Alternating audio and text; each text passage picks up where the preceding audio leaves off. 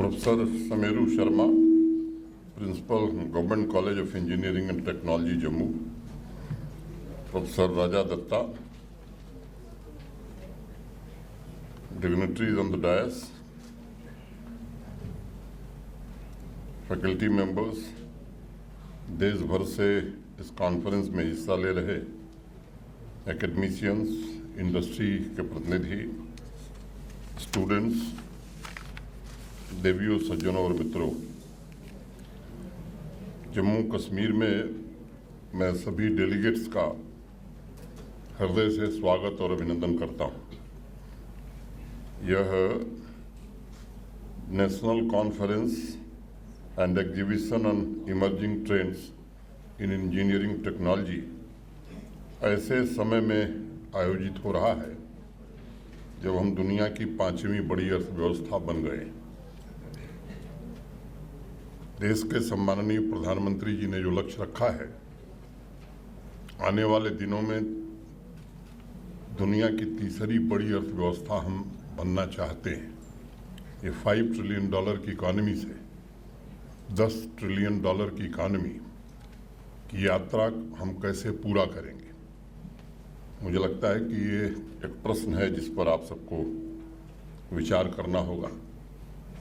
अगर देश के इतिहास को देखेंगे तो मुझे लगता है कि एक समय था जब हम नॉलेज सुपर पावर थे और नॉलेज इकॉनमी की वजह से ही भारत सोने की चिड़िया था।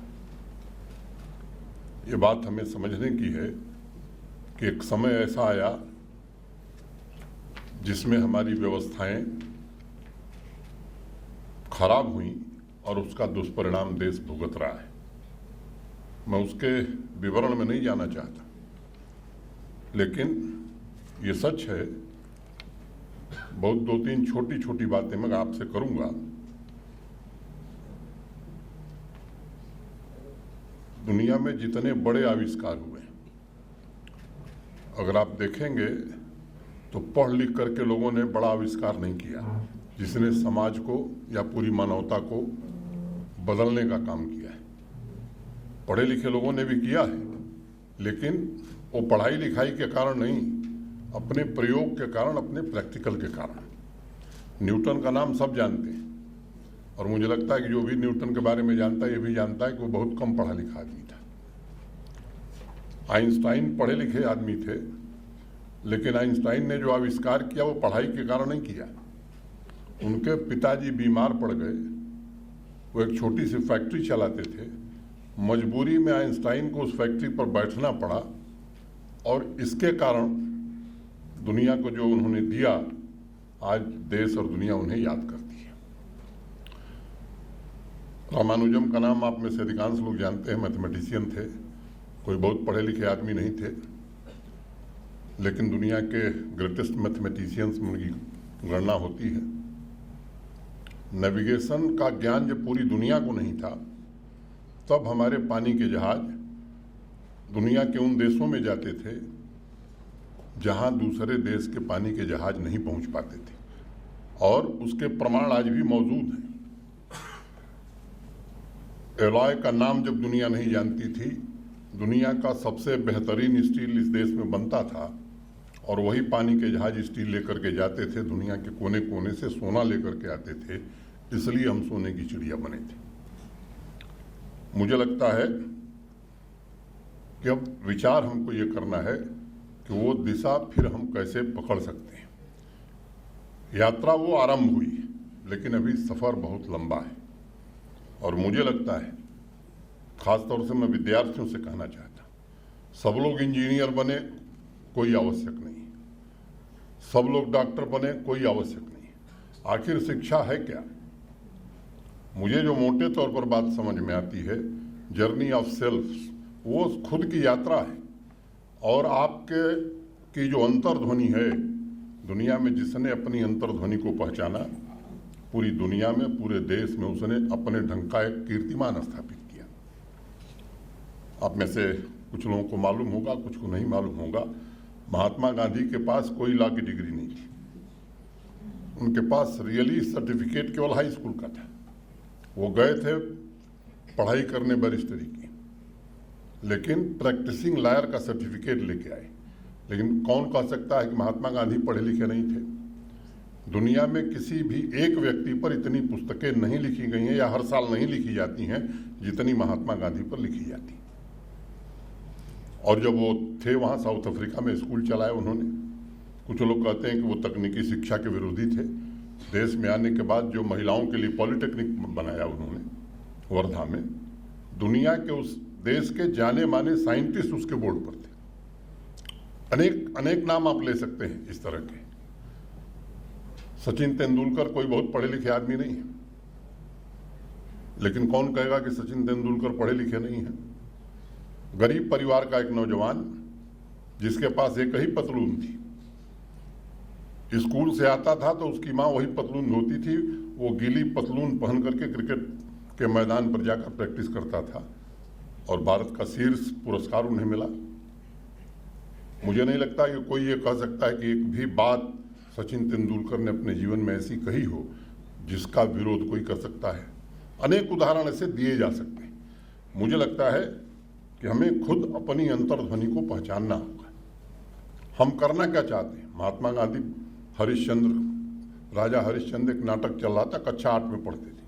वो नाटक देखने गए थे और देखने के बाद वो उस नाटक से इतने प्रभावित हुए, आकर के शीशे के सामने रोज प्रैक्टिस करते थे।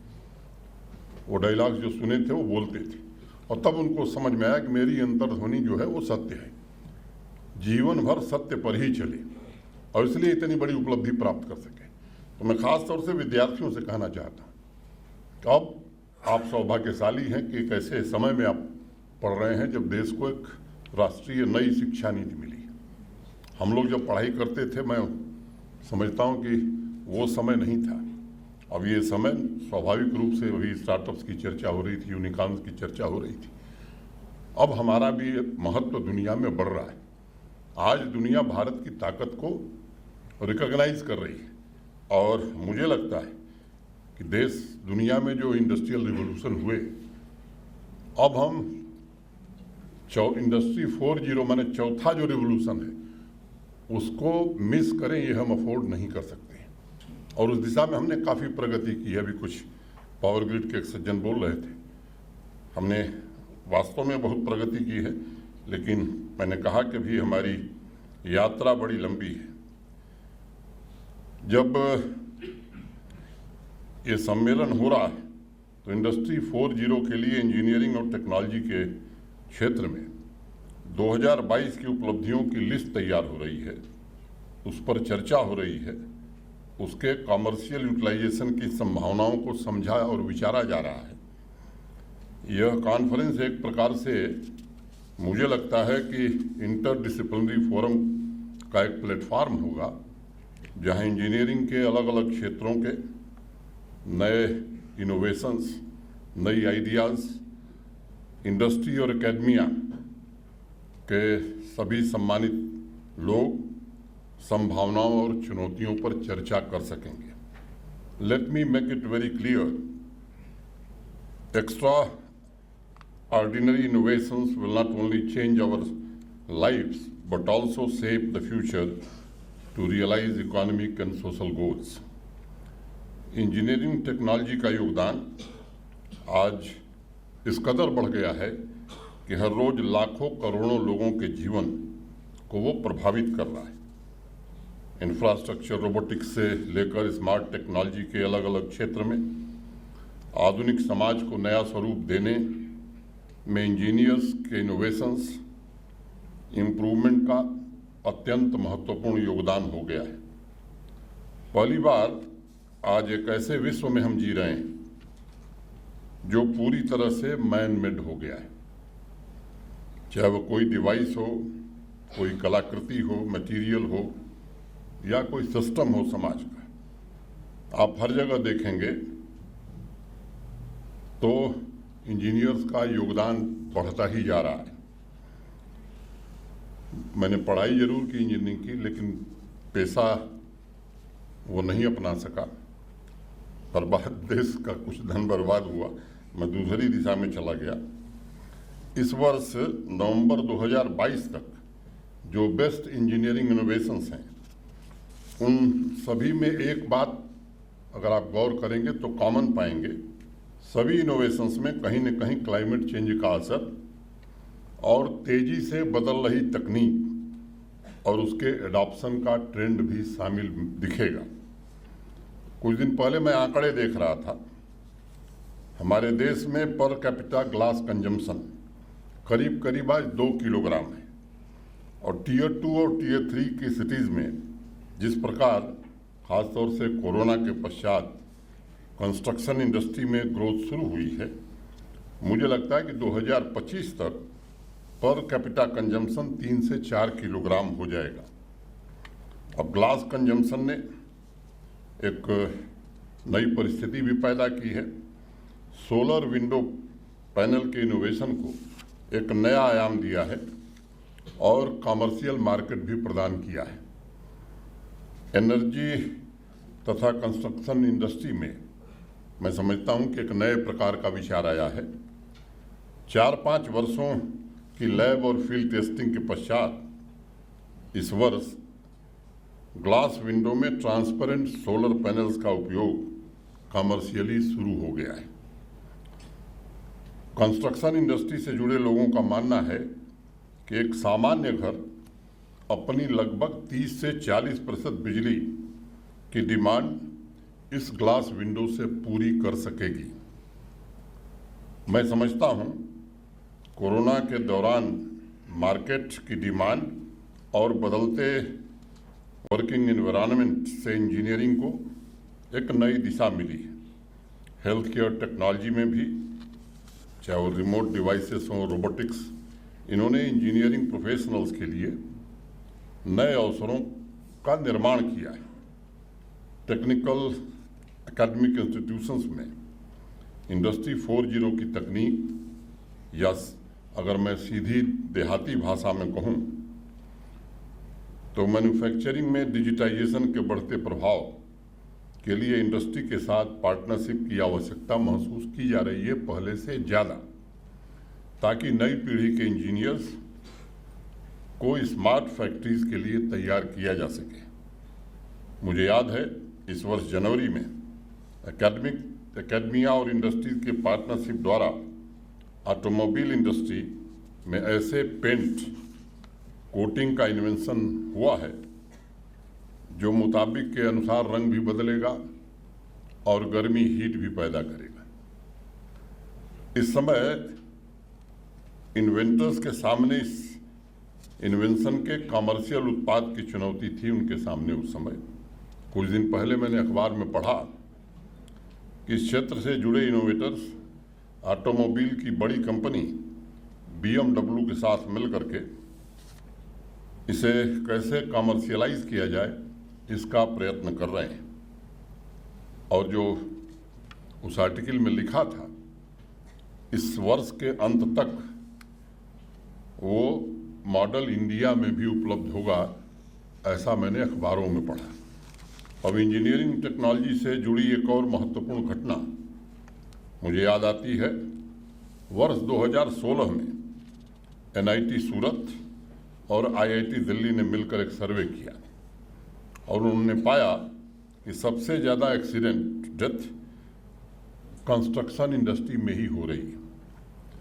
फिर 2020 में बेंगलोर में एक सर्वे हुआ और उसका निष्कर्ष था कि हर महीने 5 एक्सीडेंटल डेथ कंस्ट्रक्शन इंडस्ट्री में रिपोर्ट हो रही है, हो ज़्यादा रही थी।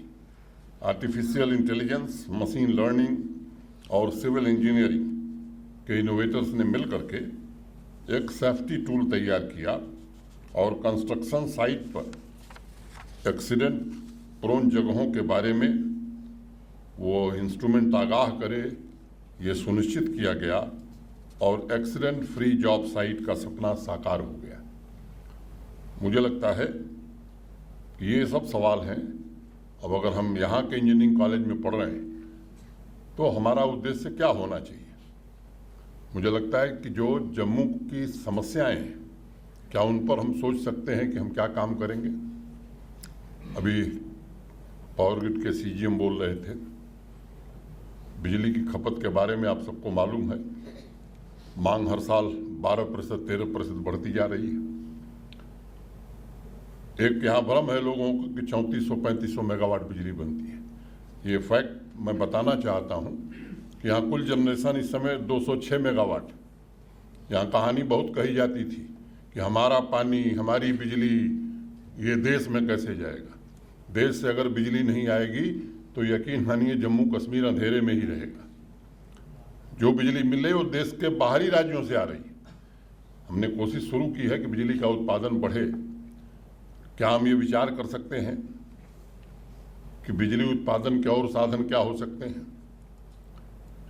यहाँ 20 जिले हैं, मुझे लगता है कि ऐसे 15 जिले हैं जहाँ स्नोफॉल होता है।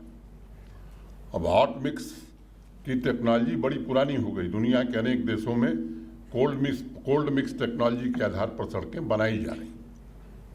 हमारे यहाँ भी उसका प्रचलन नहीं हुआ है। क्या इस इंजीनियरिंग कॉलेज के विद्यार्थी इस पर विचार कर सकते हैं कि उसे कैसे हम जम्मू कश्मीर में जल्द से जल्द लागू कर सकते हैं? फार फ्लंग एरिया में सिग्नल पहुंचाना, बिना टावर के सिग्नल कैसे पहुंचे, क्या इस बात पर हम काम करने के लिए तैयार हैं? मैंने 2-3 बड़ी छोटी छोटी बातें मैंने कही। मुझे लगता है कि जब इन विषयों पर आप सोचेंगे तो निश्चित रूप से जो आप किताब में, जो करिकुलम में पढ़ रहे हैं, मैं समझता हूं कि उसका उपयोग नौकरी पाने तक है, बड़ा बनने के लिए उसका कोई उपयोग नहीं होने वाला है। और इसलिए मैं आप सभी के सामने ये 2-4 बातें मैंने कही हैं और वो समय इस देश में जल्द आने वाला है। दुनिया के कई देशों में आ गया है कि आज का एकेडमिक्स कल की इंडस्ट्री और आज का क्लासरूम कल की फैक्ट्री बने। अगर इस दिशा में हम विचार करेंगे तो मैं समझता हूँ कि देश को योगदान हम दे सकेंगे, दुनिया को योगदान दे सकेंगे। अब मैं काफ़ी बोल दिया हूँ। मैं यहाँ के प्रिंसिपल साहिबा को बधाई देता हूँ। कम समय में इन्होंने जो ऊंचाई प्राप्त की है इस इंस्टीट्यूशन को, वो काबिल तारीफ है। कैपेसिटी और स्पीड यही भविष्य का मार्केट तय करने वाली है। तो जो यंग विद्यार्थी हैं उनसे मैं अपेक्षा रखूंगा, इन प्रश्नों पर आप बराबर सोचिए। अब आप ध्यान करिए, 1995 में 1 मेगाबाइट मेमोरी का सेमीकंडक्टर 30,000 रुपये में मिलता था। उतने पैसे में आज आपको 1 टीबी के टेराबाइट के 4-5 कार्ड मिल जाएंगे। ये इस तरह से स्पीड बदल रही है। आज एक लैपटॉप पर जितना काम हो रहा है, 30 साल पहले जब डेस्कटॉप आया था तो 25-30 डेस्कटॉप जितना काम करते थे, लगभग उतना काम एक लैपटॉप कर रहा है। एक घटना मैं आपको बताऊं, गॉर्डन मूर का नाम आप में से कुछ लोगों ने सुना होगा।